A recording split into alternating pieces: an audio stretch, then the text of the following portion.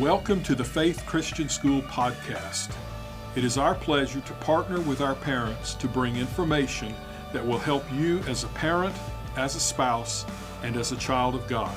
Welcome to the Faith Christian School podcast. My name is Doug Dickerson, along with my co-host David Freeberg, and we welcome you into another podcast episode. Thank you for joining us.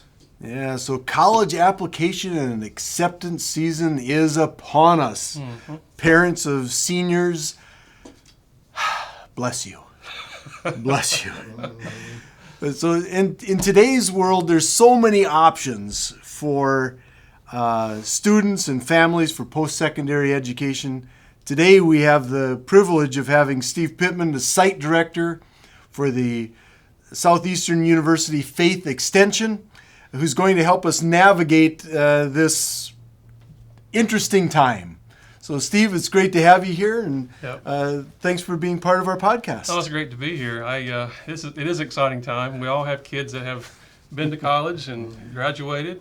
I've got one that's still in college, and yours are all done, right? They're all done. Yeah, all done. But we're still having school loans we got to pay for and help. Almost. My youngest is going through SEU here right now. Yeah, that's right. That's right. She is. Much, but, yep, she is coming back and finishing up a couple things. We're happy to have her back with us.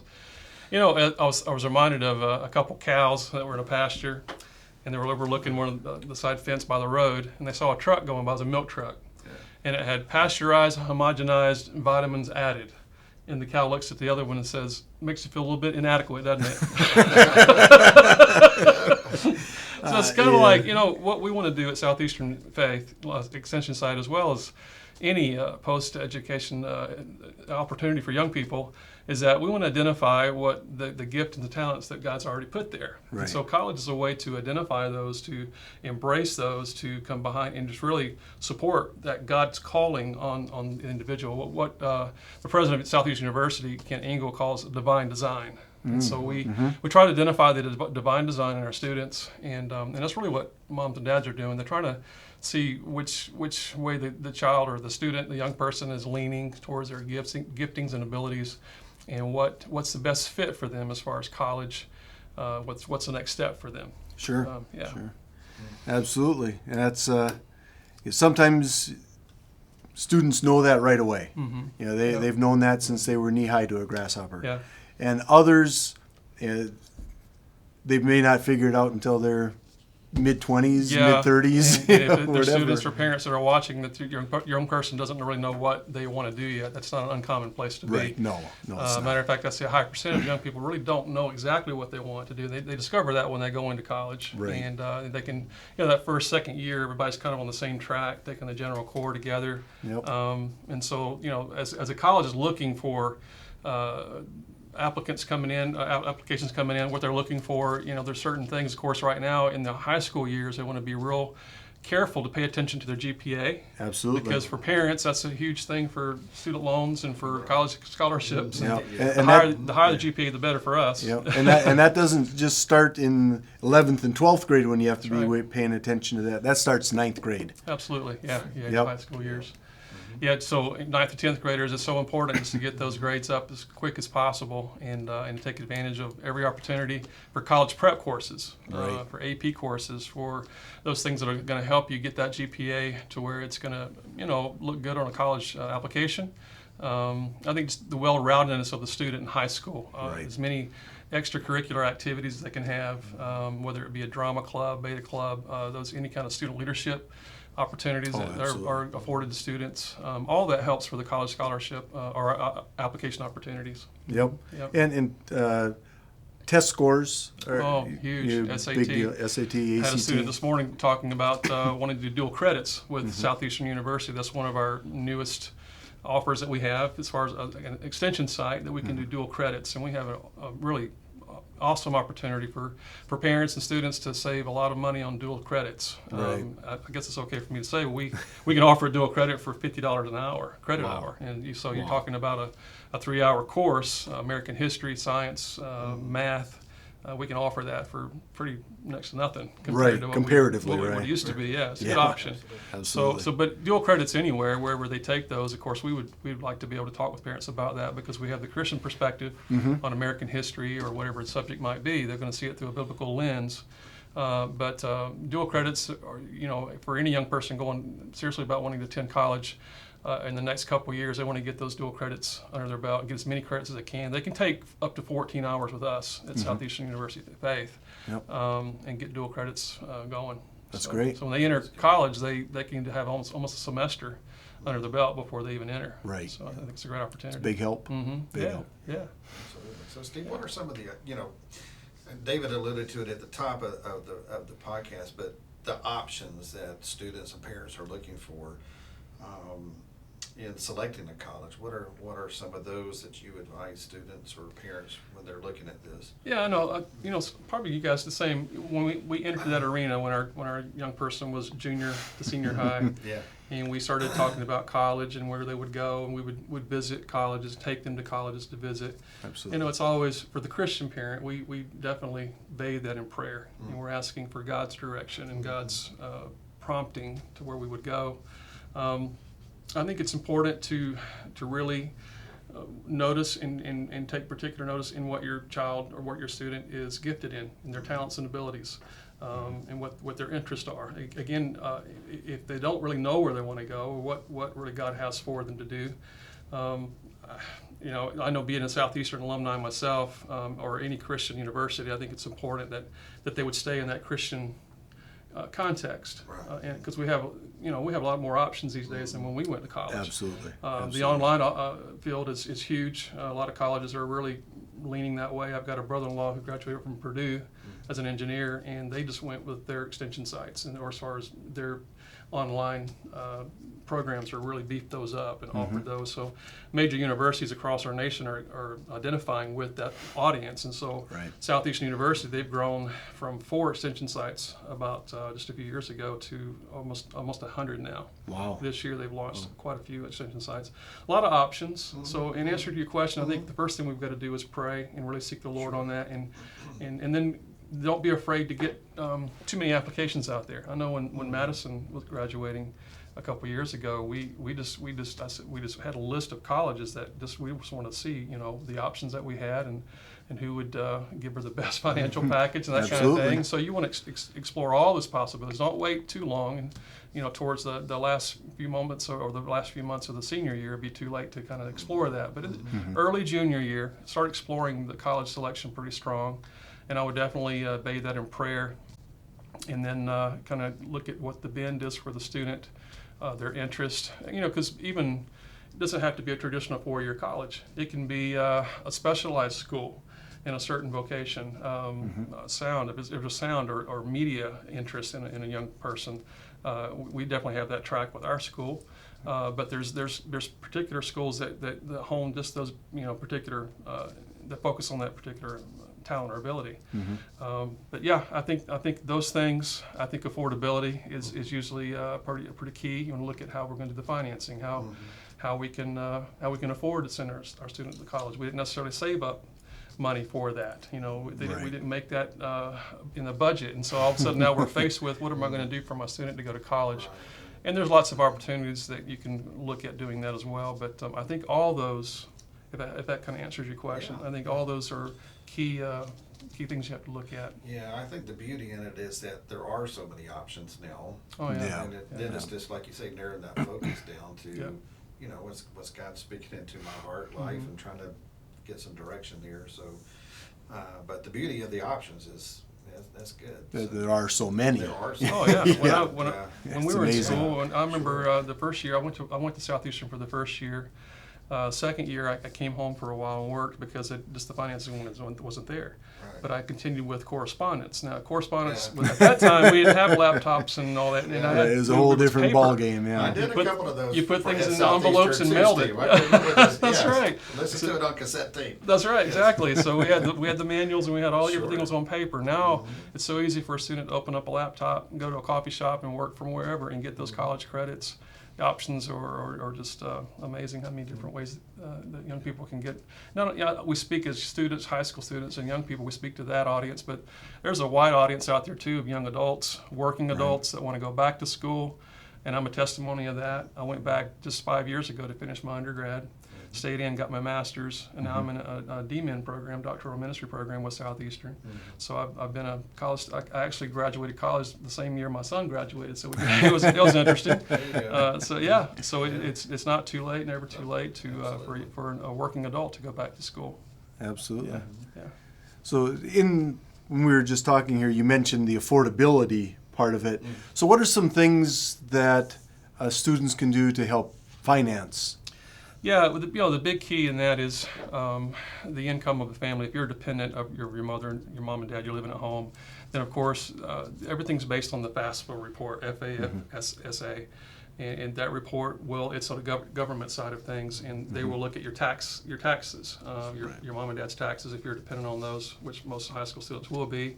And then everything's measured from that income level, and then the schools will get that report from the FAFSA report that's applied for, and then the schools will start adding their scholarships based on GPA, based on some schools have better scholarships or heavier scholarship opportunities because of more various opportunities they can give.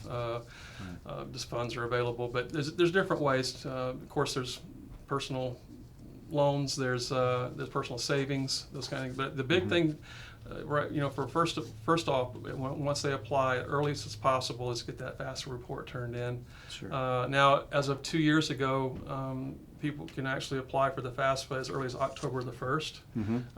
So they don't have to wait till the beginning of let's say I'm applying for the fall of next year for my young person. My young person's a senior in high school. I can go ahead and do the FAFSA now. As of October 1st, apply that, get that going, and so whatever school I apply for, you just put that in your FAFSA report, what school you want that report to go to, and then they will see what you qualify for, and they will put a package together for you, and then they will send that to you via email and let you see what your financial package would be for that school, and you can compare numbers. If there's a particular college that they know they want to go to, get that information to them as soon as possible, and then they'll give you an idea, kind of a snapshot of what the costs are going to be and what scholarship opportunities available for you and what financial aid's available to you. Pell Grants are very helpful because you don't have to pay those back. Big bonus right there. Yeah, absolutely. And so a lot of students, they qualify for Pell Grants and don't know that until they get the FAFSA turned in. Right. So, yeah, that's key. And along with that, you want to make sure that for some of these scholarships, we mentioned before getting into college, but GPA is a big determining factor on some of these scholarships. That and SAT scores, ACT scores. I know my youngest, Madison, she must have taken the SAT 7 times. I was like, no, we got to do it one more time. We got to get that one extra point, because that determines how much you get. And also scholarship searches. Madison was very good about looking for scholarships. She found scholarships that I had never heard of, and she actually got one from. There was a national scholarship search from a family right here in Charleston. They did a national search for, they were basing on GPA, just well-roundedness in the school activities and all that. She qualified out of many applicants. It was the top 3, and they interviewed the top 3. She came in, there was 2 that they were looking at pretty strong. I say all this to say, don't give up until, just keep looking, because the 2, it was Madison and another young lady. They ended up giving it to the other young lady because they felt like her need was a little bit stronger. I'm like, what did they not see? We needed it too. But I guess because of the situation and her, but anyway, they were so impressed with Madison that they, instead of giving her the full scholarship, they went ahead, they said, we want to do something for you anyway. That's great. In addition to what we're going to do for her. And they gave her $5,000 towards her first year.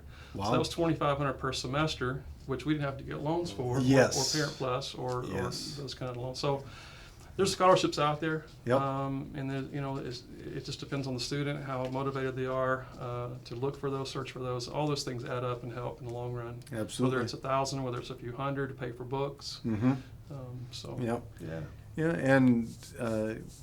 along with that, to help pay for college, a lot of students will get a job while they're going to school. Work, study in schools. Work, study, or even a part-time job off campus, Sure. whatever.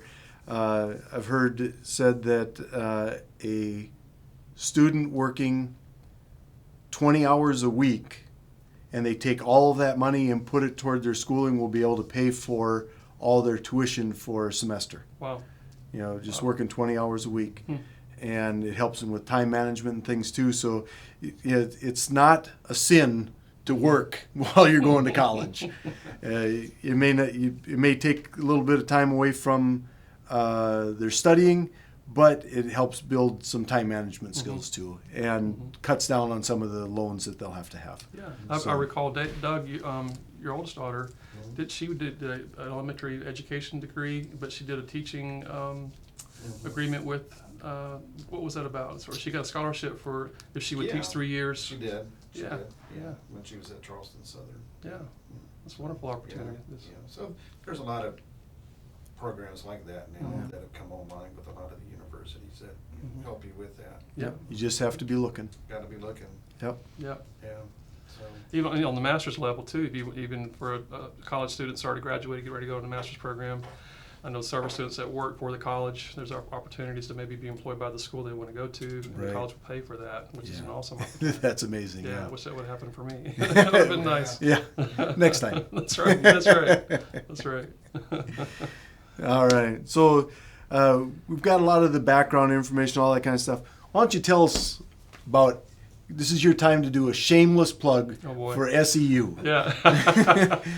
It's a great opportunity. We mentioned before, it's not the handwritten correspondence that we used to have for online. It's everything's online. And it's not like it's, I think early on the correspondence area, and maybe in some context, like I mentioned about Purdue taking on an online program, my brother-in-law said that was kind of a big controversy because there's kind of the white elephant in the room that maybe that's not as good as the education, the online experience. But I tell you, it speaks volumes to of students has to be motivated, has to be disciplined to do the work.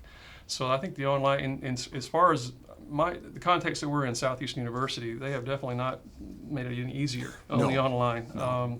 If any more, I think it's sometimes it's a little bit more strenuous because you have to be self-disciplined, lots of reading, lots of papers to write, those kind of things. But all of that is made for the students' experience to learn.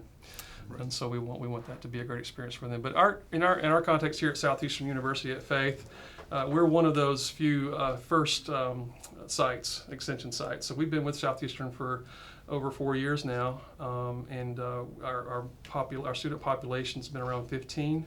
We're definitely looking to grow and project that to grow here quickly in the next couple of years.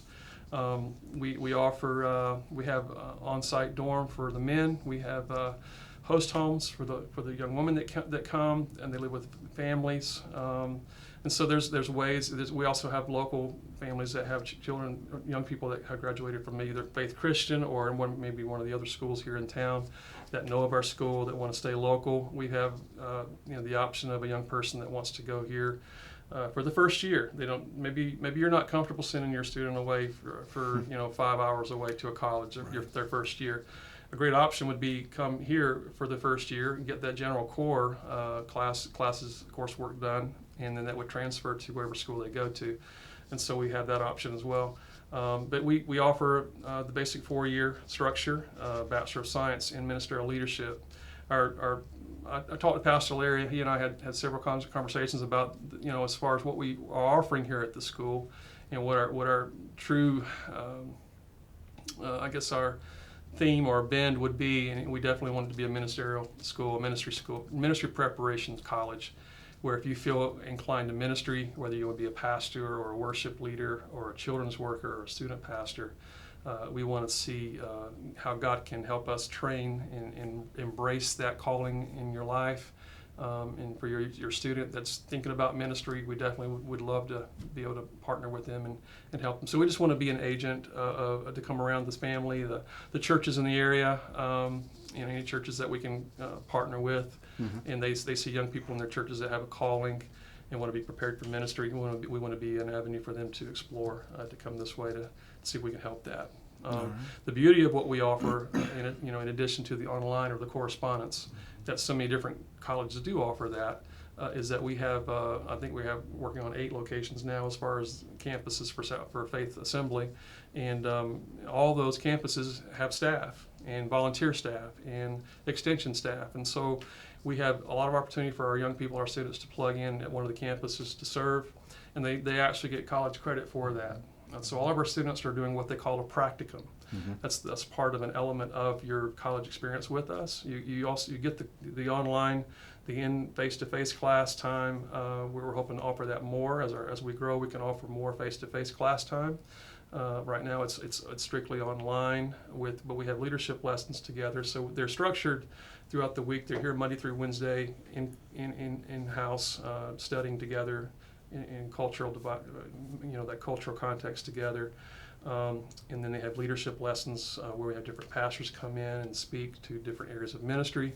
And on Thursdays and Fridays, they prep for Sundays, and they work with their practicum coaches. So they get in the hands-on. They're learning the weight of ministry, and that's what I told our practicum coach team. I'm like, I want them to have a great experience with you, but I want them to feel the weight of ministry. I want them to feel what ministry can feel like, and and the brevity of that, and how they prepare, how they work through certain issues in ministry, so that God can help them grow and mature in those areas. So I think the experience is second to none, really. They can go to a 4-year college and not plug in like they're made to, in a sense, here, because they earn credit here. Right. I mean, you guys spent time at Southeastern. There was some Sundays where do I go to church, or do I stay with Brother Pillow and Sister Sheets here and they take it easy today? But here it's you get practical credit for your practical ministry, and you get those credit hours as well. That's important. Yep. That's important. Yep. Does that kind of answer it a little bit? Hey, it was all whatever you wanted to say. All right, so that's good stuff. So Steve, we appreciate you coming in and helping us through just the whole application and acceptance and all that kind of good stuff. Yeah. And I know we didn't cover everything, but I think we made a dent. Yeah. Anytime, guys. I'd like to be back with you anytime. Talk about it. So we'll have a resource page with more resources on college applications and all that kind of stuff on our website at faithchristiansc.com, and look under the parent resource page, and we'll have that there. Also, while you're there, take a look around, get a little information about our school. If it's something that interests you and you'd like to partner with us in educating your child, call Cindy at 843-873-8464. Ask her questions, set up a tour, come on in and have a look. You can also connect with us on social media, on Facebook at Faith Christian School, or on Instagram at Faith Nights. So join us next time when we look at another topic that helps you be a better parent, be a better spouse, and be a better child of God. Thank you for listening to the Faith Christian School podcast. Faith Christian School disciples students to be engaged by Christ and engage the world for Christ. We look forward to partnering with you on our next podcast.